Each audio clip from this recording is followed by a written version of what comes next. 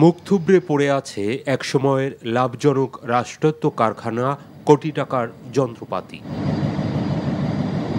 ৫৩৬ acre জমিতে স্থাপিত কারখানায় দৈনিক ১,৬০০ মেট্রিক টন সক্ষমতা নিয়ে ৮৩ সালে শুরু হয় বাণিজ্যিক উৎপাদন। প্রতিবছর গড়ে উৎপাদন হতো প্রায় ৪.৫ লাখ মেট্রিক টন ইউরিয়া সার।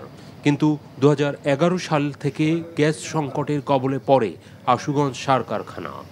চলতি বছর মার্চ থেকে বন্ধ রয়েছে কারখানা। বেতন, চাকুরি ও ভবিষ্যৎ নিয়ে অনিশ্চয়তায় শ্রমিক কর্মচারীরা। গ্যাসের অভাবে এই হাজার হাজার কোটি টাকার যন্ত্রপাতিগুলো নষ্ট হয়ে যাচ্ছে। এরকম যদি ভাবে চলতেই থাকে তাহলে তো আমরা ভবিষ্যতে সার উৎপাদন করতে পারবো না। গ্যাস না দেওয়ার কারণে ফ্যাক্টরি টোটালি বন্ধ এবং শ্রমিক কর্মচারীদের একটা হতাশা বিরাজ করতেছে।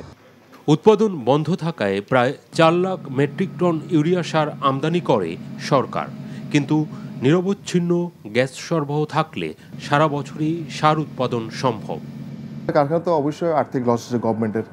এটিগুলি বিদেশ থেকে আমদানি করা বা কাফকো থেকে ইন্টারন্যাশনাল রেটে কিনে আমাদের কোম্পানি বোর্ড মিটিংয়ে এবং বিসিএস বোর্ড মিটিংয়ে এবং মিনিস্ট্রিতে বলা হয়েছে যে আশুগঞ্জকে চালায় রাখার জন্য ওনার যথেষ্ট চেষ্টা চলতেছে।